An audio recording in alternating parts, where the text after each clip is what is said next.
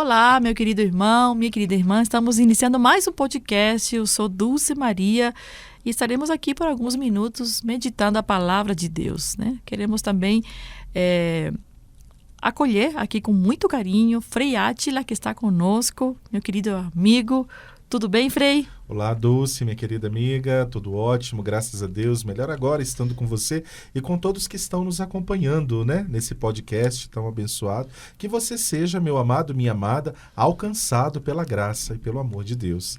Nesse podcast, a Ele a glória, ao nosso Deus, ao nosso Senhor. Bem lembrado, Frei, nosso podcast, o nome dele é A Ele a Glória, né? E como está a tua vida? Como vai a tua fé? Deus tem sido o centro da tua vida? Tem colocado Ele em todas as tuas escolhas, em todos os momentos da tua vida?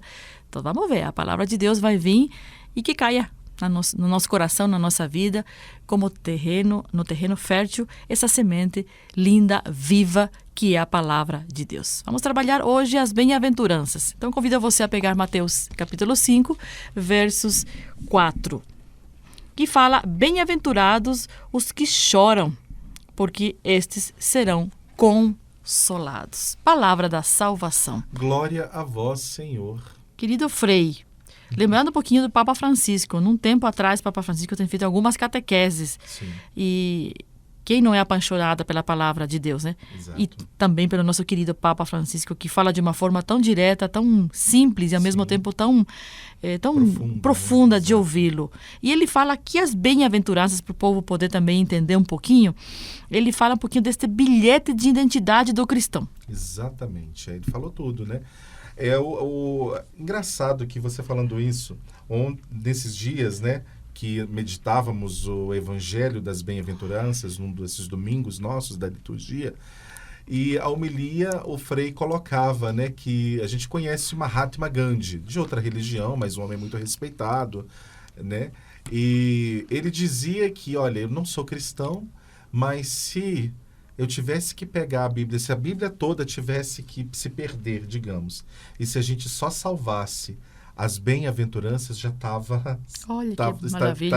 estaria ok, porque é como se fosse de fato mesmo um resumo da Sagrada Escritura, né? As bem-aventuranças, que ali está o segredo para viver bem, como cristão, né? Ou como judeu, sabe? É uma profundidade muito grande essas bem-aventuranças, é como você disse, né? E o Papa reiterou isso quando disse que é a nossa identidade. A identidade do cristão, ela passa pelo crivo das bem-aventuranças.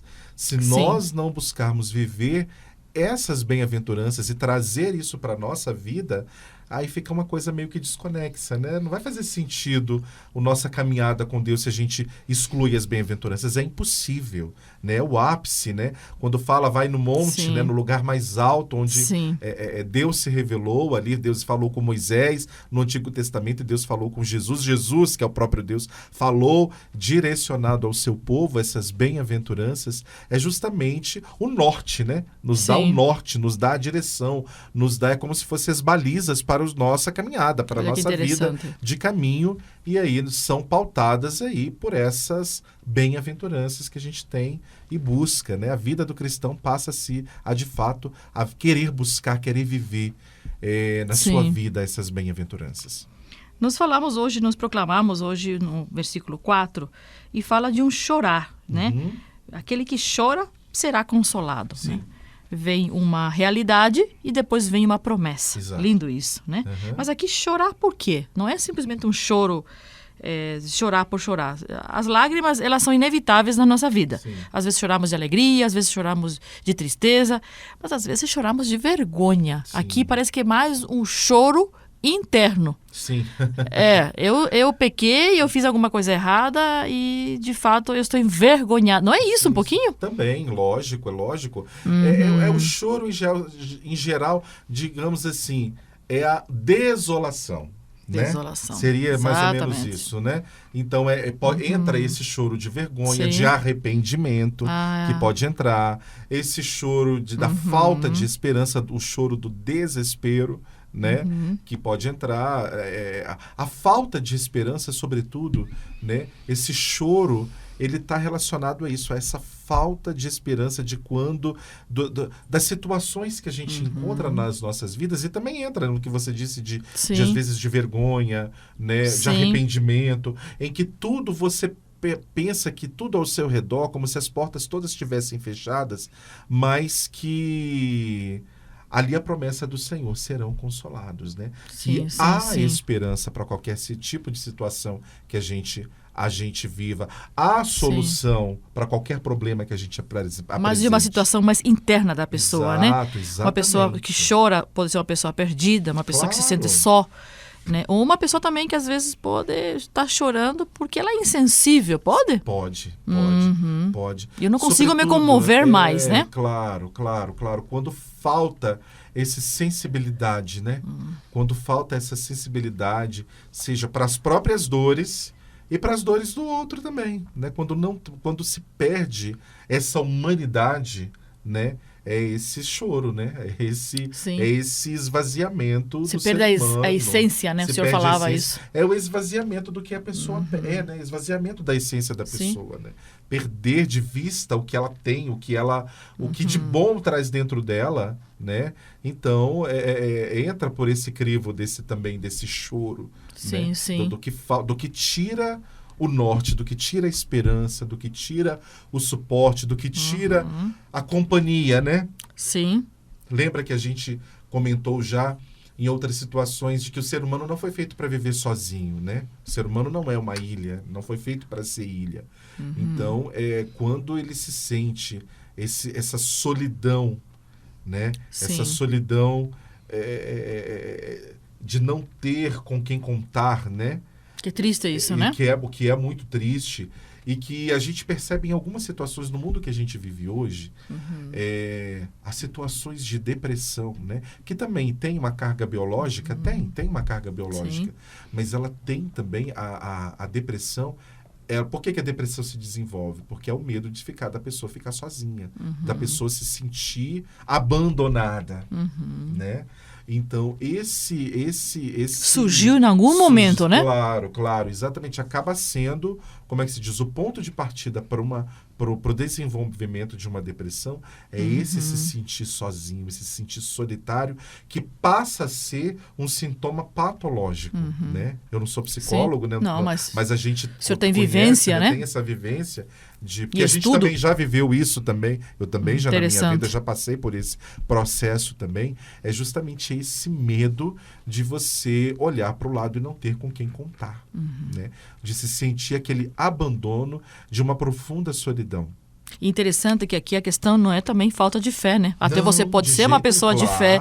Aqui em nenhum momento, a minha fé foi lá embaixo. Às vezes tua fé não foi lá embaixo. Sim. Você é uma pessoa de fé, né? Você vive às vezes até dentro de um ambiente de fé, sabe?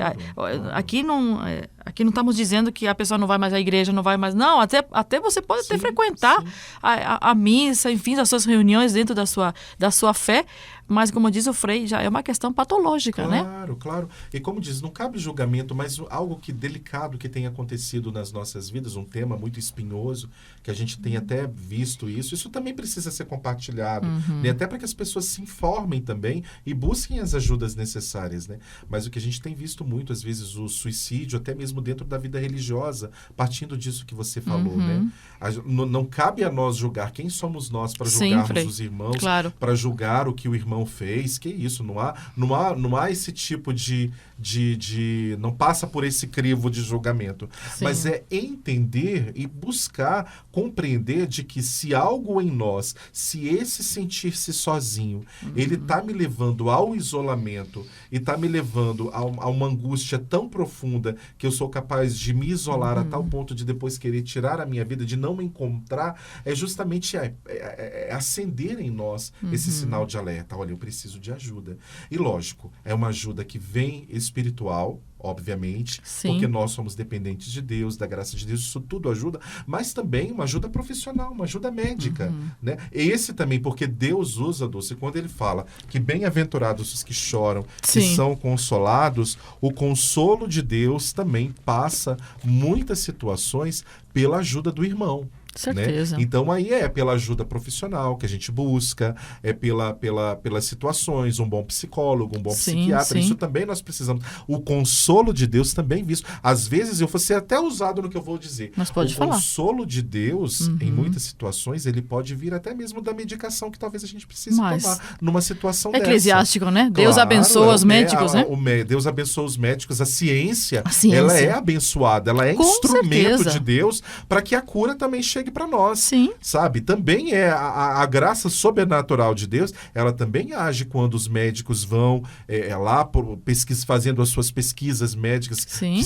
Por exemplo, quando são de fato pesquisas que não vão destruir a vida humana, mas que usam elementos da natureza para poder pesquisar os elementos químicos, isso também é a ação de Deus. Com certeza. Isso também é o consolo de Deus. Então, é perceber em nós quais são o que tem nos feito chorar.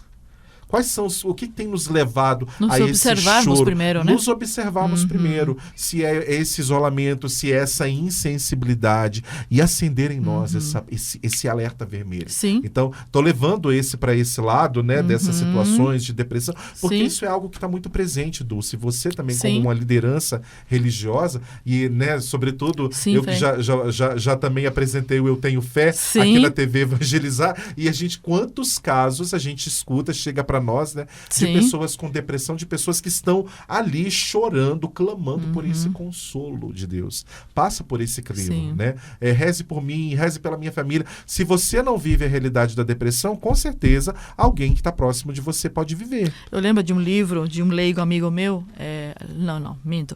É um livro de um padre, se não me engano, padre Jorge Hermes. Jorge Hermes.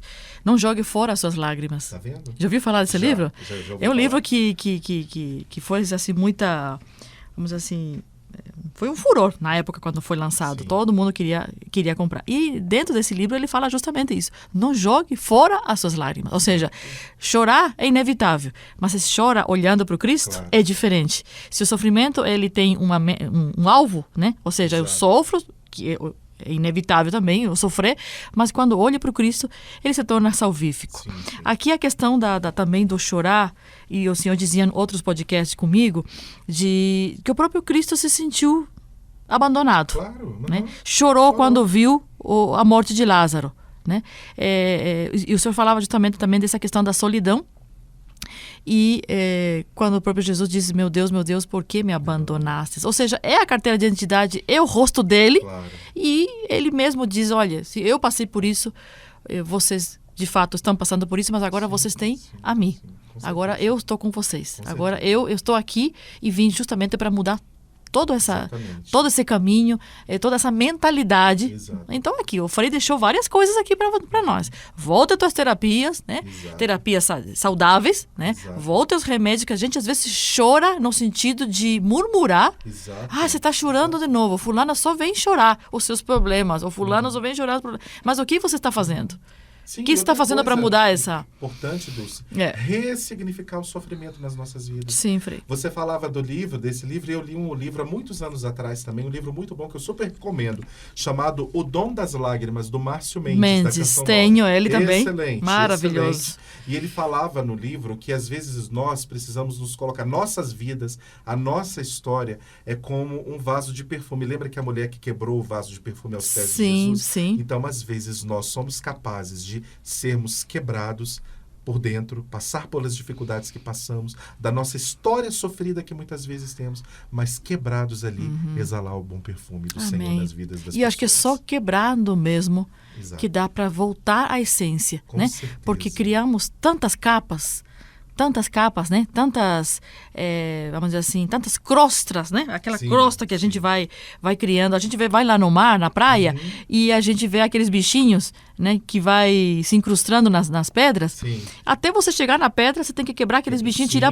Então nós vamos criando tantas capas, que às vezes só quebrando para poder, de fato, exalar de novo a nossa essência. Exato. E que a gente venha, de fato, para amar e ser bom. Todo homem é bom. Exato. E se né? Deus quebra como um vaso de alabastro, não esqueçamos que ele é o oleiro também capaz de restaurar. Capaz de restaurar. Que lindo, Frei, que lindo. Essa bem-aventurança realmente é uma aventurança muito linda. Aliás, todas são bonitas. Sim. Mas releia, meu irmão. Pegue a palavra, sabe? Pegue cada bem-aventurança. Vai pedindo ao Espírito Santo que ele abra a mente, ele ilumine a sua mente. Cada um, a gente vai se encontrar em alguma bem-aventurança, acho que em todas, mas assim, vai ter uma que você vai se encontrar e que com certeza vai ter uma consolação do seu lado. Qual é a consolação dessa bem-aventurança de hoje? E aí está, serão consolados, né? Bem-aventurados os felizes, os que choram, né? Porque eles serão consolados. Consolados por quem? Pelo próprio Senhor. Obrigado, Frei Átila. Mais um podcast que chega ao final, mas com certeza ele deve ter também tocado o teu coração, meu querido irmão, minha querida irmã. E, Frei querido, até um próximo podcast. Até o próximo, se Deus quiser. Primeiro de muitos, né? Primeiro de muitos. Um forte abraço para você que nos ouviu até agora. Outro abraço para você. Fique com Deus. Não esqueça, Deus te alcança, te consola e te ama. Amém.